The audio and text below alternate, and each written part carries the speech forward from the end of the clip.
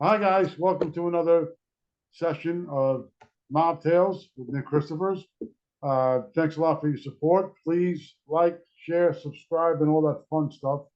And leave any comments. We definitely appreciate that. Today, I have a friend of mine who's an amazing talent who's coming on the show today. His name is Mike Marino. Mike, thank you very much for coming on. Hey, absolutely, man. Thank you for having me. It was a pleasure meeting you in New Jersey not too long ago. Yep. At the what was it? I forgot what it was now. I don't remember. I think Something it was con. the Paisan Con. Con. That's it. Yeah. So so I'm Mike. I'm gonna just tell people a little bit about your work. Mike is a comedian, actor, um, talented guy. Tours around the whole freaking country, making everybody laugh, making everybody smile. And once in a blue moon, he acts like a wise guy and beats some guys up. So, so I'm going to start with my first question, and I'm going to go kind of way back so people get to know more about who you are. First of all, before I even get there, my really first question is what inspired you to get involved in comedy? Well, I've been in show business since I'm a little kid. In fact, I never even wanted to be a stand-up comedian. When I was like 5 years old, with parents from Italy in the construction business, living in New Jersey, all I ever wanted to do was become the next Robert De Niro. So I used to impersonate my family members, my mother, my father, my Uncle Tommy, and I would make my family laugh. And then when I got into my teens, I started doing TV commercials in New York City because, unlike a typical Italian, I had blonde hair and blue eyes, and I looked like the all American boy. So I did potato chip commercials and gum, hamburgers.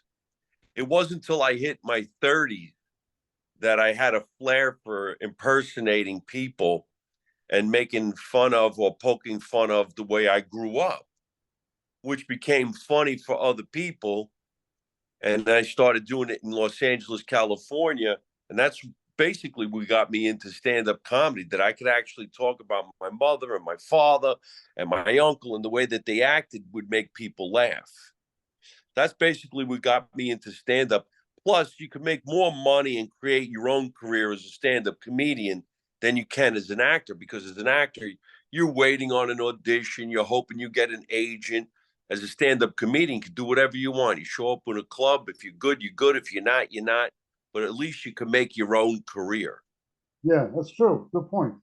Well, on what you just said about the commercials, um, you were nominated for the CeeLo Award in one of your commercials, with your commercials, which was many moons ago. Can you tell us a little bit about that when you found out you were being nominated? Yeah, it's the Clios. The Clios were Oh, the Oscars for TV commercials. And at that time, that was in the early 80s. They weren't even televised yet. I was 19 years old. I did a commercial for United Airlines, and I played a Marine coming home from boot camp. The commercial was so sentimental, and the way that I did the young kid coming home for the first time after leaving his family for boot camp, it actually just hit the world really, really hard. I didn't even see it coming. I was a 19-year-old kid. I thought, okay, I'm doing a TV commercial.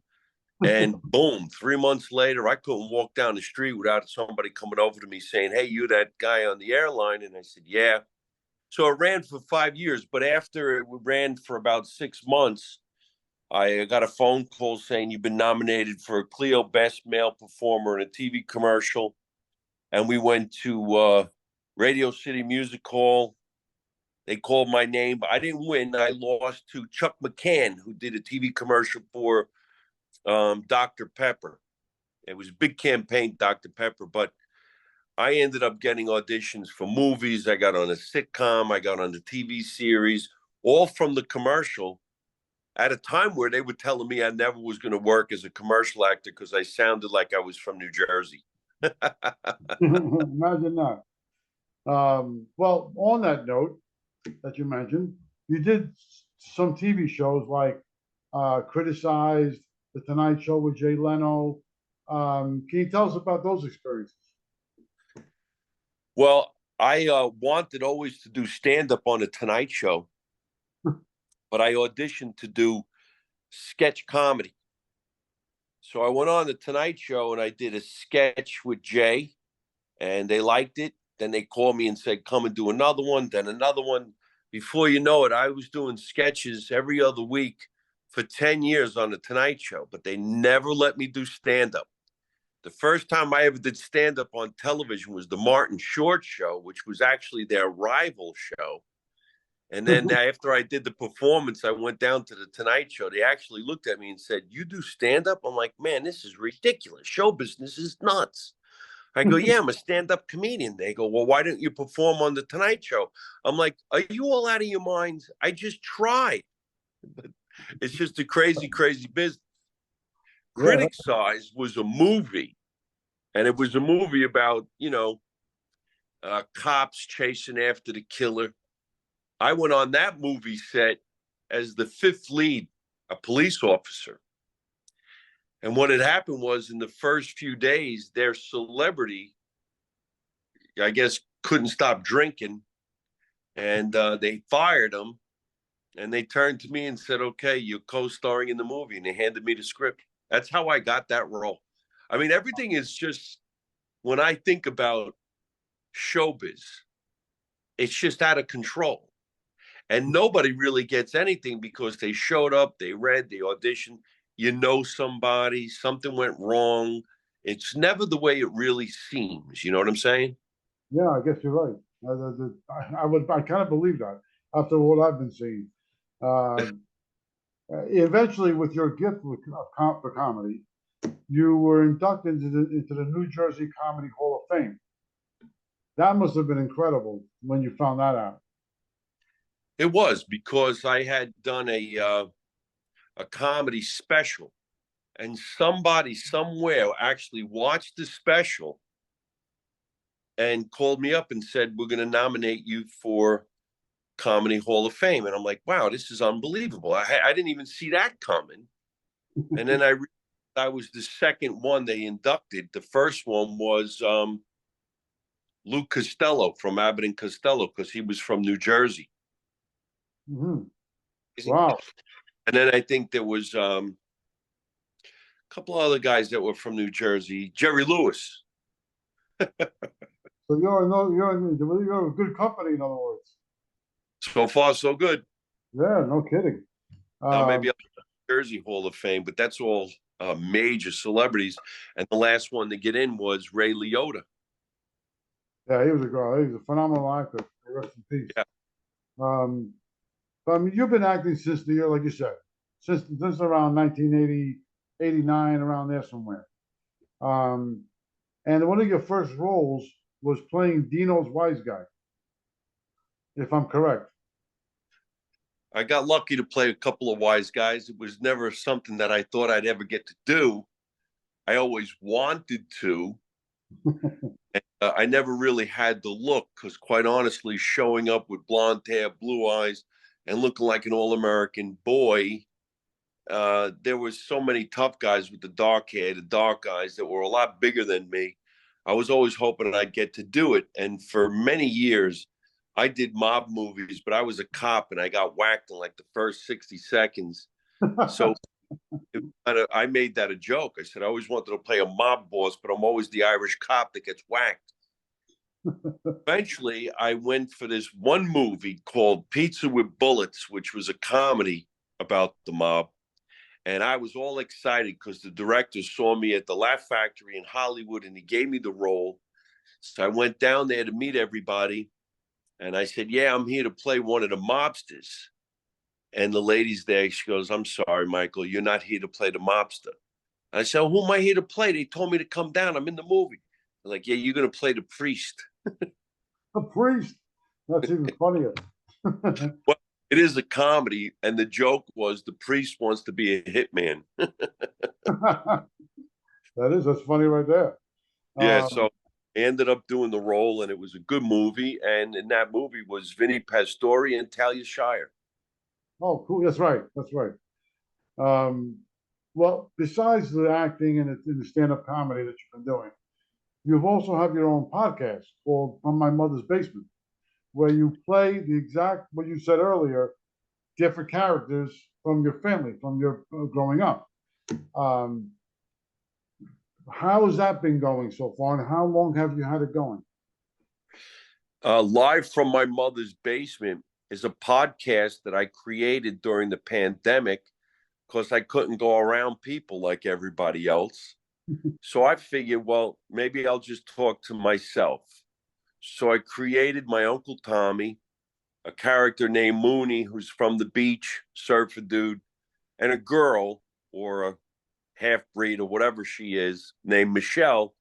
So I threw on a wig, I put on some lipstick, I started acting like that. I put on some nose cream and a wig, and I started acting like the surfer guy.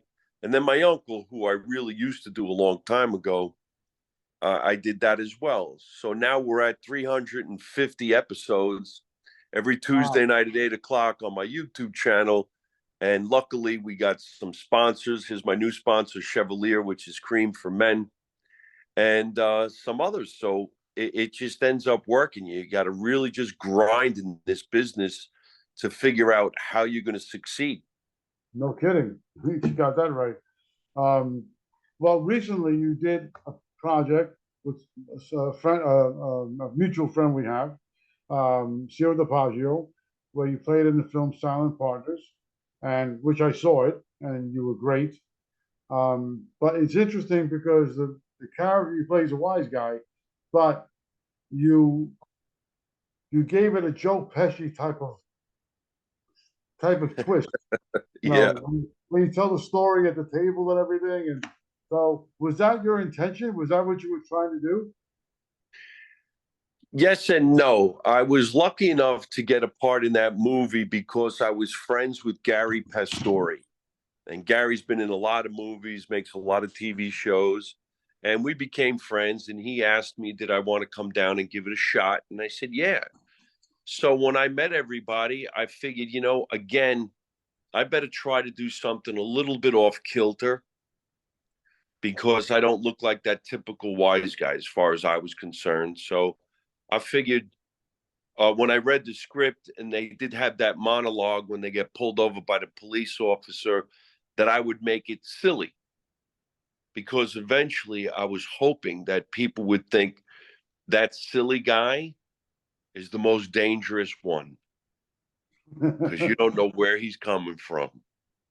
And I Yeah, pulled it off. I'm pretty happy about it. yes, you did. That you definitely did. But like I said, were you thinking in your head like the Joe Pesci kind of thing, where he tells a story to Henry Hill, Ray Liotta in the Bamboo Lounge? Was that Yeah, did that come? Was that some sort of your game plan? Were you thinking that, or you just went on your own? not really because they wrote the script and I was just reading the lines. But when we were shooting, I asked them if I could just go off the script a little bit and make it a little bit of a joke. And everybody at the table would have to either laugh or think I'm out of my mind. So think of it that way. I never really thought about it as what Joe Pesci was doing. It might seem like it, but no, I didn't. I was just really almost just having fun. But I knew there was another scene where I'm going to have to look like a nut. So Oh, plus, okay, good. That was pure Mike Marino. huh? Period. That was pure Mike Marino. Yeah, I think so. I didn't even know everybody was going to laugh that loud because when I saw it at the premiere and everybody was cheering, I'm like, man, I didn't know it was going to be that big a deal. Yeah, no, it was. I saw the premiere. I was there, and I liked it a lot. Your scene, to me, that was one of the best scenes. To tell you the truth, because it was Oh, well, it thank was you. not, because it was pretty genuine. It came off. It came out of nowhere. you weren't really expecting it. And I think that's what made it more unique, because you just weren't expecting that to happen. Thank you very much. Thank you. Yeah, well, based on that story, that type of film, in your opinion, before I get to the next question, in your opinion, do you think those type of genre films are still a a factor in today's business, meaning for fans? Do you think people still interested in those type of projects, those type of films, or are they getting played out? It's a catch-22 because in a way they are getting played out. It's a little too much. Some of them are really too far-fetched, and everybody's trying to recreate, let's say, Goodfellas Yeah, or The Sopranos. So in a way, you're right on that.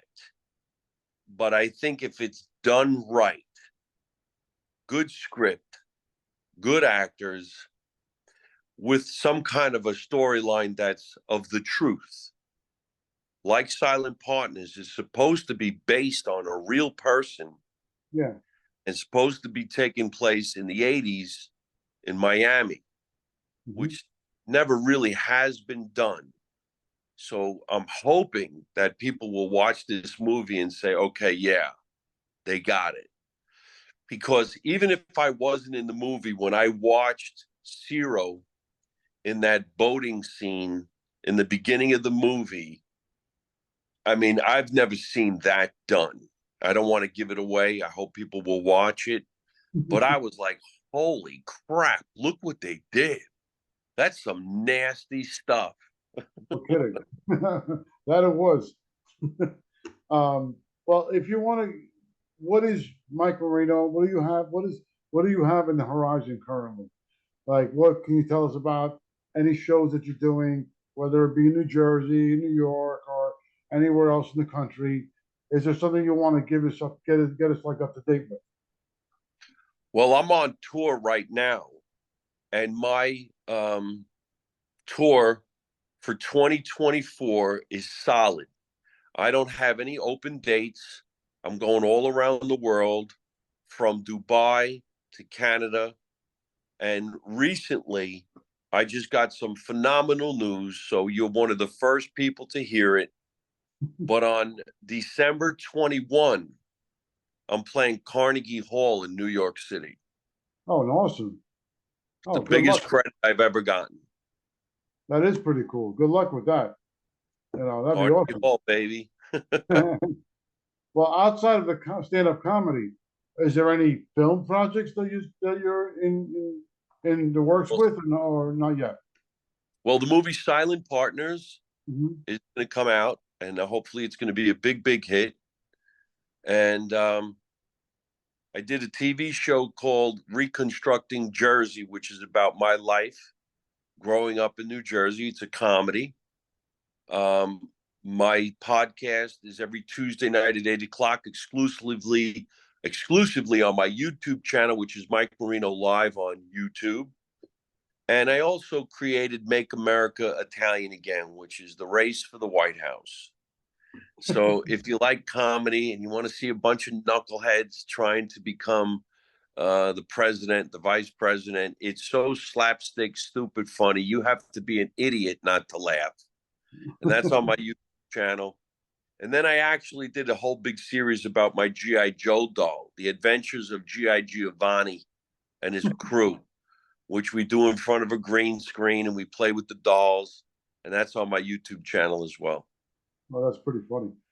Um, well, just another quick question. When it comes to acting, I know you've done, the wise guy role already, and the police and the officer.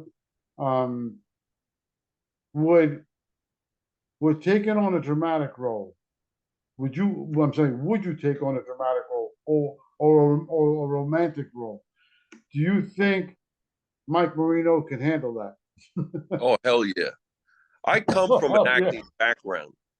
I mean, I went to the American Academy in New York and studied theater. I went to Herbert Berghoff Studios in New York and studied theater. And just a few days ago, I did have a small role in a movie called The Tales of Nicky Newark. I play a priest again, but this time the priest is the older brother of a cop. The scene takes place in the church, and you're going to see me get real nasty. So Maybe you playing the priest more than once. Maybe there's a calling for you. I don't know.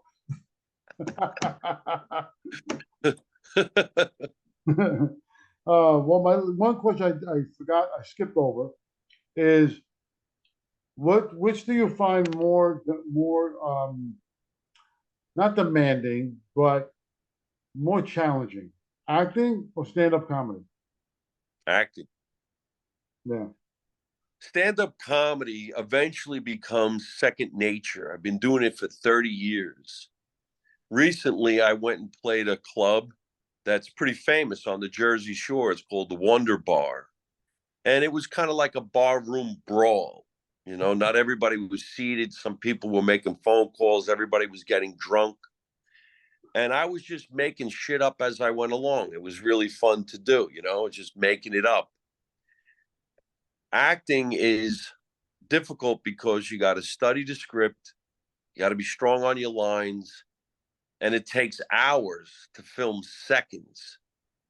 So I'd rather have the challenge to be an actor. However, I'll never give up stand up because there's nothing better than being a live performer. It's a high.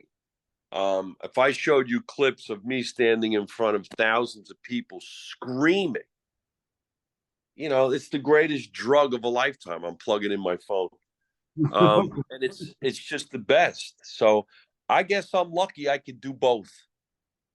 Well, one last question, because I talked to another stand-up comedian very recently, and they don't like some stand-up comedians have preparation. They have like what they're going to talk about, their script, so to speak, of their own, their own how you say lines that they're going to be using.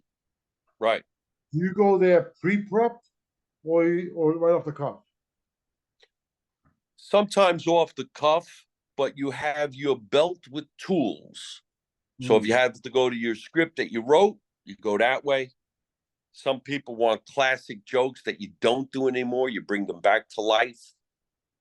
But as the world changes on a daily basis, you got to stay up on current events.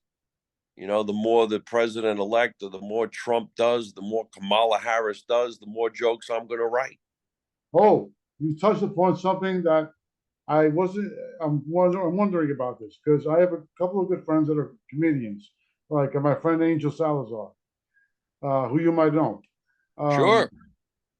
Now, me and Angel one time we talked about this, and I said, Angel, I said, how the hell are you guys, comedians, stand-up comedians, doing nowadays? Because you got to be very careful what you say. So, I'm curious. I'm wondering how stand-up comedians can get around it because when we were growing up, we had Eddie Murphy, we had Sam Kinison, we had Dice Clay. Anything went.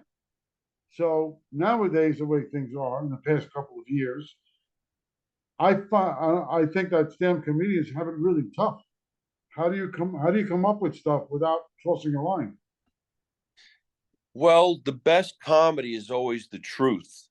So if you talk about your own life, how could anybody be offended? How are you going to be offended by what I go through? And I also don't give a shit. Don't come to my show. Stay the hell away from me. So far, I've been really, really lucky and blessed. I keep my show about me.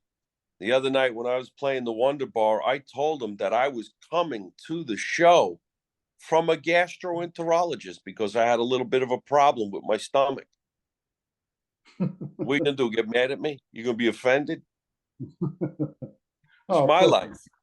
Yeah, that's Plus, true. Good point. everybody knows what I'm talking about. Hmm. I even said I had to see a urologist because I'm not going to the bathroom correctly like I did. But when the doctor called me, his accent was so thick, I didn't know what he said.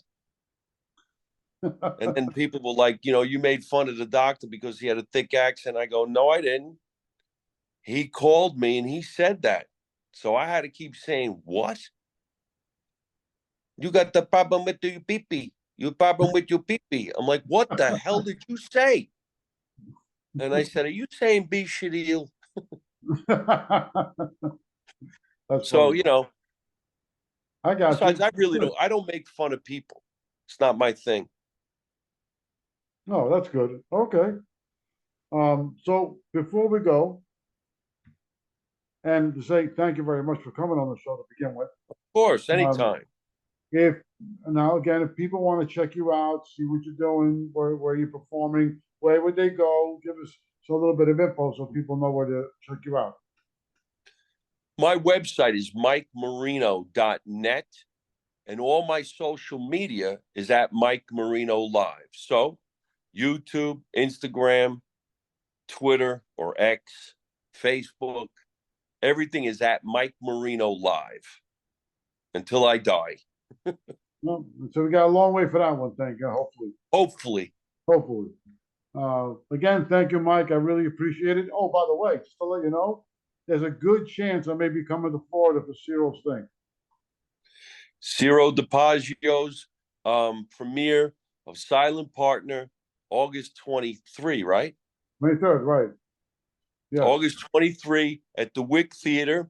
And I'm actually going to do a 15-minute performance. Oh, nice. Okay. There's a good chance I might be there. You should come. Let's Yeah, go. yeah, Let's go have some fun. I'm trying to work it out. So it's a good possibility. Okay. We'll see. Well, thank you, Mike, once again. I appreciate it. Good luck to you over there, and I look forward to seeing you again. My man, thank you so much for having me on this show. God bless you, and I'll see you Soon. at the premiere. All right, buddy.